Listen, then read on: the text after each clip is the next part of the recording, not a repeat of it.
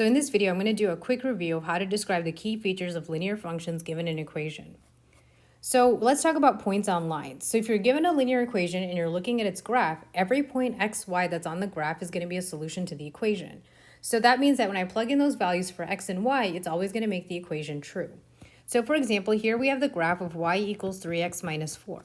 So notice that 3, 5 is a point on that line. So that means that if I plug in 3 for x and 5 for y in my equation, I'm going to get something that's always true.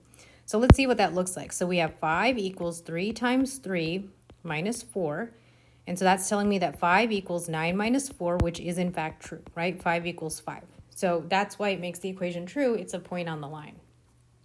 And this is going to be true for every single point that's on that line. So now let's try this example. It says line A passes through the point 4, 3. Which of the following cannot be the equation of line A? So cannot means that when I plug in these values for x and y, it's going to make my equation false, right? That's going to be what I'm looking for here. So let's try each of these answer choices. So in answer A, it says that y equals 2 minus x. So if I plug in 3 for y and 4 for x, I get 3 equals 2 minus 4, which tells me that 3 equals negative 2, and I can already see that's false.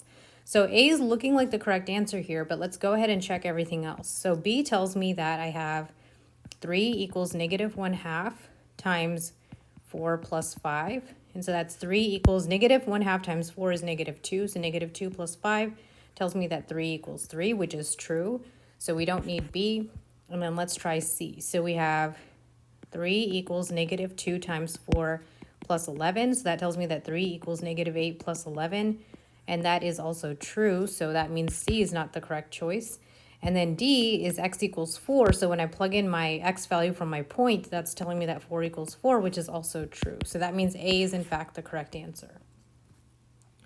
So remember, we usually talk about lines in slope-intercept form. Remember, slope-intercept form is y equals mx plus b. So m, the coefficient of x, is telling us the slope, and the value of b is telling us the y-intercept.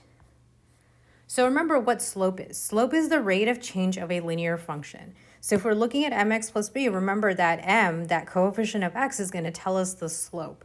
And what the slope tells us is the ratio of the vertical change or the horizontal change, or in other words, it's the rise over the run.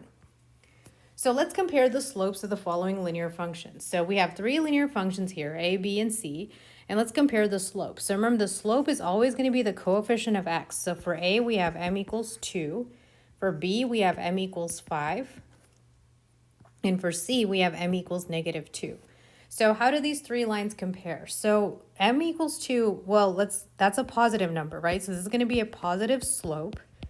But let's compare that to m equals 5. Well, 5 is a bigger number, right? But it's also still positive. And so what that means, it's going to make my line steeper. Okay, so it's still going to be going up and to the right, but it's actually going to be a steeper line because it's a bigger number than 2. So let's think about negative 2. What does the negative do to the slope? Well, actually what happens is it's going to have the same rate of change as m equals 2, but it's going to be going in the opposite direction. So I'm going to try to draw the slope the same as the slope of A, but going in the other direction. Okay, so that's what the negative does. The negative is a reflection, so this is going to be sloping down instead of sloping up. Okay, so that's how changing the value of m changes the slope of the graph. So we can also use this formula to calculate the slope. If you're given 2 points, we would call those 2 points x1, y1, and x2, y2. And we can use this very useful formula here to calculate the slope, right? We do the change in y over the change in x, and that's going to tell us the slope of the line. So here we have the points represented in the table are all on line F. So what is the slope of line F?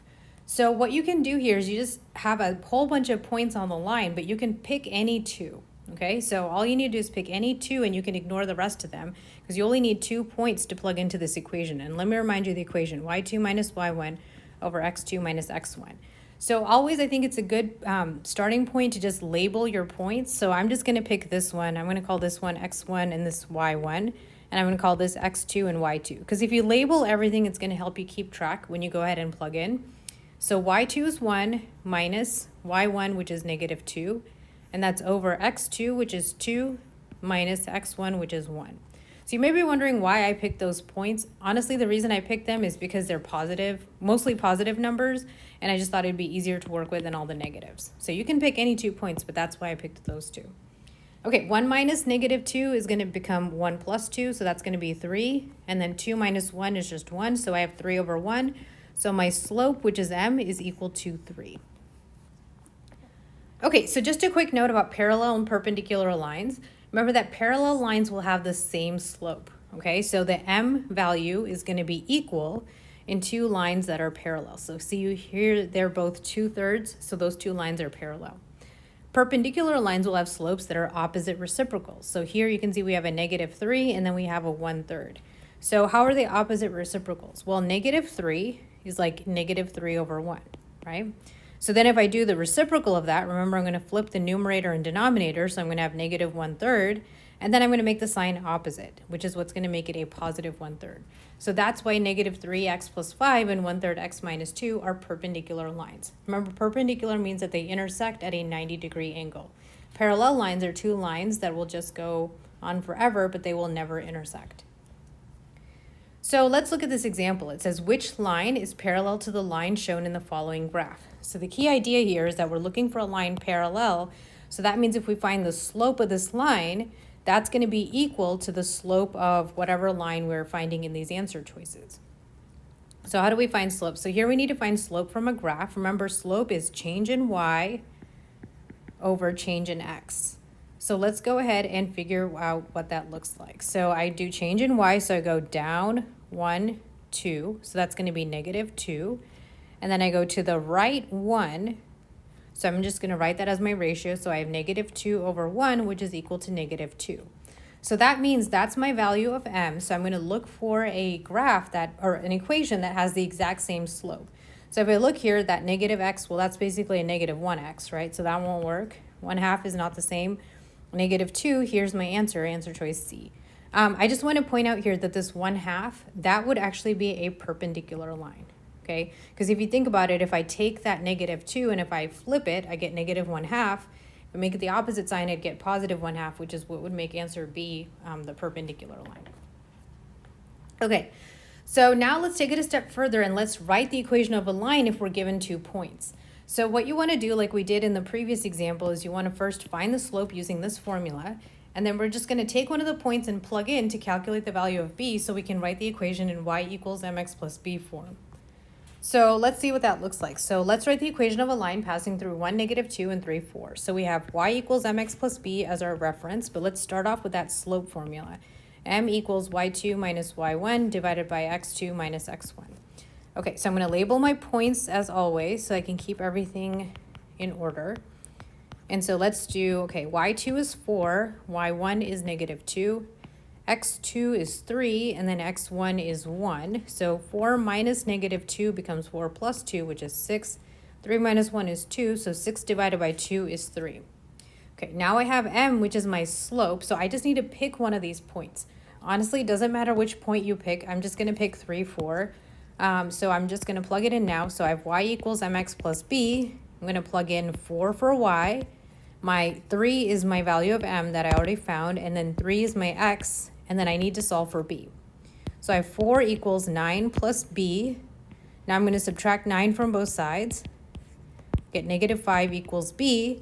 And so when I plug what I have back in, which means I need to plug in an m and I need to plug in my b, I have y equals 3x minus 5. And that is now the equation of the line. Okay, just one more quick note about intercepts. Intercepts are points where the graph crosses the x-axis and the y-axis. I know we're talking about lines, but I want you to keep in mind that every single kind of graph that we talk about in this entire year can actually have intercepts, okay? It's always the same idea. Intercepts will always be the points where they cross the axes. So an x-intercept will be where the graph crosses the x-axis, which means it'll have the form x0, right? It'll have some value for the x-coordinate, but the y-coordinate will be 0 because it's going to be a point that's on the x-axis. Everywhere on the x-axis, your y-coordinate is actually going to be 0. So the way you can find this from an equation is actually you can just say y equals 0 and then go ahead and solve for x. Similar idea with the y-intercept, right? Let's think about it. Y-intercept is where the graph crosses the y-axis. Everywhere on the y-axis, my x-coordinate is going to be 0, so I can just plug in x equals 0 to my equation and then solve for whatever value of y. So let's find the y-intercept of the graph of this equation. Okay, so remember, looking for y-intercept. So let's think about y-intercept is where it crosses the y-axis. So it's going to have the form 0y, okay? So that means I'm going to plug in 0 for x, and then I'm going to solve for y. So y equals 4 times 0 minus 1/4. Okay, so that's y equals 4 times negative 1/4. And so that means y equals negative 1. Okay, so if I was going to write the coordinates of the y-intercept, I would say 0, negative 1. Remember, I have to write it as an ordered pair because the y-intercept is actually a point. Okay, so in summary, remember that graphs of lines are often written in slope-intercept form, y equals mx plus b, where m represents the slope and b represents the y-intercept. From the equation of a linear function, you can determine important information such as slope and the coordinates of the intercepts.